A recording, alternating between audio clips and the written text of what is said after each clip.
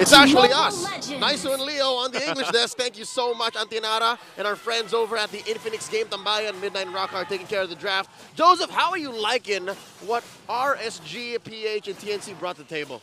I'm liking both, but you know, I think I have to go ahead and opt for the fact that, and this isn't a biased opinion because Wolf is over there coaching, but I do like TNC's lineup. You know, I want to see them be able to get this match off to a good start, get the momentum going. I think they have it. It's just mainly every time I see a Zask, man, I got to say, like, do you have what it takes to deal with a Zask?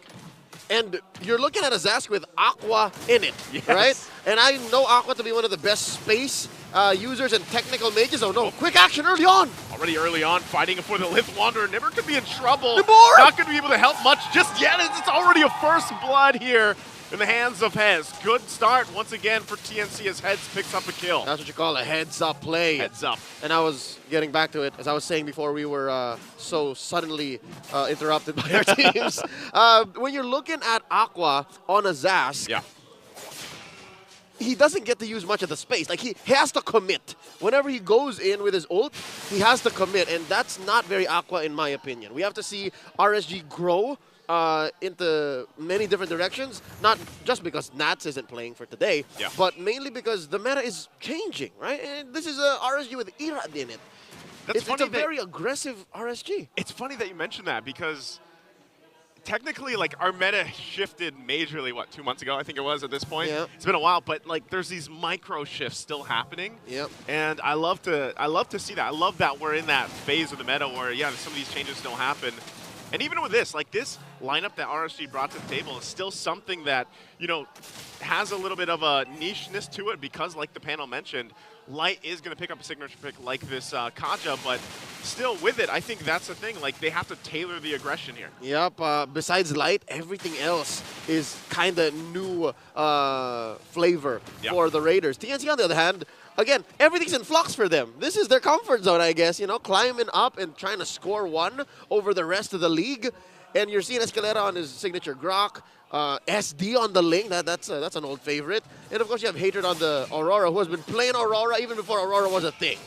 And it's funny because, one of the first players to obviously bring the Aurora out, but, you know, still serves a purpose. There's the Divine Light Judgment we were talking about. Shadow Kill already going to be used. They pop the Test of Blades. It's Light that gets punished. Nibber goes down too. TNC, though, how are they going to still adjust? They have to deal with that Zask. Still holding its front with a Nightmare Spawn, but they're going to force the Red back. But these are pickups for TNC already and some control around the turtle. And now, once again, Heads will be focused down, taken down. SD goes for the kill. He'll handle Aqua just fine. And now they'll get the objective, most likely. Oh no, Turtle's still standing! Light's there alongside Irad. They could stop this in their tracks. They go in, Nibber flickers in. Irad walks up, takes the turtle. Do they still go for more? Hatred's in trouble. They pop the Pride of Ice already, the passive, and now Escalera alongside Irad. There's the wild charge. Going to be able to knock up two. Still battling out Hatred. Doesn't have the passive. Careful to draw in, but Kozin goes in and will pick it up. But Irad falls, and Light picks up another, and Aqua too. The Raiders will get something out of the value from that first turtle take. Some things might change, but if you're thinking of the fundamentals in RSG, no matter who's playing, no matter how aggressive they may be, they may look, some things never change. Look at this, SD still going in. Goes in as well, Tempest of Blades up! Tempest of Blades already using, Light will fall. Great usage, Spirit of Destruction as well from Kozin, so this is a battle, man. That's exactly what we're seeing here with these lineups. I don't think it's a battle, like, this is a straight up fight now. 5 minutes in, 10 kills across the board. Not even 5, folks. 4 minutes, 30 seconds. Let's see what the items look like. Again, because of how much TNC got out of that first turtle, you see how Kozin is way ahead of Kusei. Like, I'd say, what, 500, 600 gold? And then you're looking at SD, who got 3-0. 3, and then nothing. And then, well, they did have to surrender the turtle, but he's, what, 200 gold up on Irad? Yeah. As a Ling, as someone who is maybe a little slightly more late game reliant, I'm liking where this Ling is going.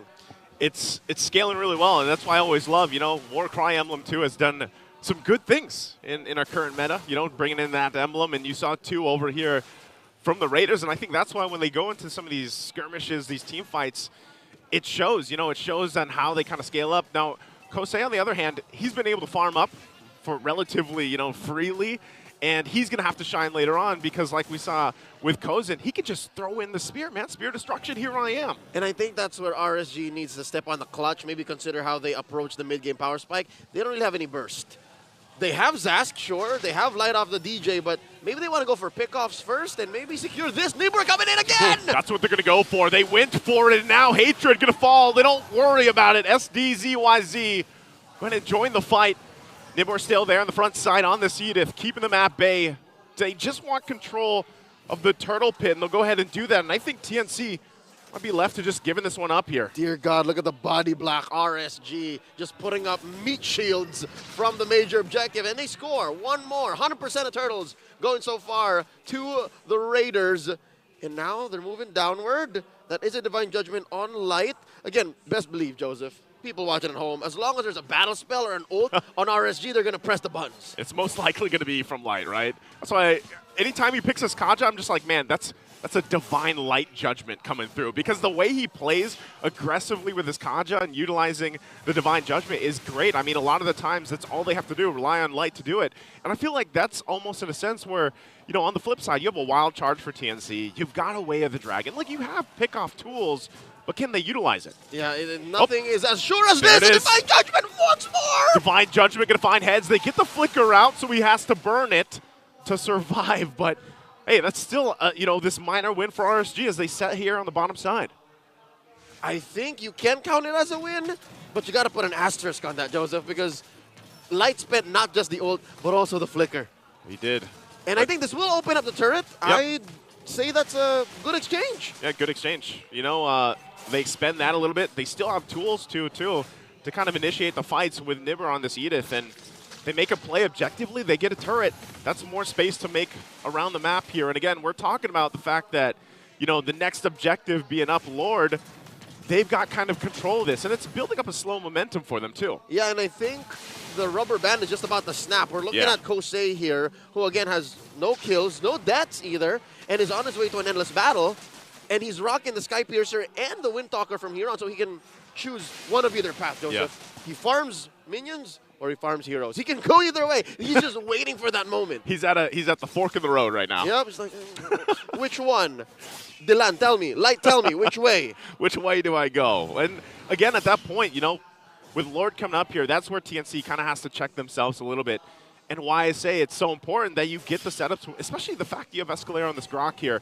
They'll exchange here on the bottom side, and we'll see what they focus on. In the same way, in a swing of fate, TNC is also facing the same story. Exactly. Do we now go for fights, or do we split the map up? And it looks like now they're catching up to it. Lord here down to a 10th, the 16th, the steal! SD somehow able to get the Lord, and now it looks like they're going to be able to win the fight too as Light gets taken down. Nibur pops the Primal Wrath, but does he have enough damage? He gets thrown into the wall from the Spear of Misery. As the 3 fall from RSG, where did this come from TNC? A haymaker from down under. TNC caught RSG off guard. And say what you will about the past 3 or 4 minutes, but RSG is only really strong when they have initiative. They can't clap back when they're not ready. Let's see that instant replay here brought to us by Infinix. Joseph, even you and I didn't see it until it just happened. First off, the steal off of SD's Divine Retribution, and then from there, I guess they just collapsed. They just throw bodies at it. Even Kusei wasn't ready. Look. Yeah, it was a beautiful overlapping of things that TNC needed. That's what they exactly needed. Again, as we were questioning, do they fight? Do they go for the objective? They went for both in that exchange, and they get the Lord, and now they'll be able to move around the map a little bit better than they have. So this is the time. Do the Raiders have it in the tank? There's the wild charge again with the damage on the backside already going to pull through. Primal Wrath's going to be popped too as Escalera's in trouble. Nibur already picks up a kill and now heads on the run. He gets cut off. SD tries to save him, but is that who you want to be able to save? SD's still going to be alive, and now RSG has to deal with the Lord in the base as those shields will pop down bottom side. All right, they'll have to manage here. But kudos to TNC. Again, respect for what they did in that last sequence, stealing away the Lord, taking 3 down for free. But they tried to do it a second time and take pictures too. Didn't really pan out. Pan out. Again, this just shows how aware RSG is of the situation. They know who the beatdown is, and as TNC tried to swing once more with a haymaker from down under, it just did not pan through. What made that last sequence work out, a chorus of violence. Oh, wait! Oh, again! Dominator's Descent going to be already used. Tempest Ablaze to follow up. Drops down the Glacier, but Hatred can't escape the damage. As the Spirit Destruction going to be used. Thousand's going to follow up. He doesn't, as Escalera gets shredded. And Kusei already choosing the kills here. Now he's online on the Roger. Picks up 2.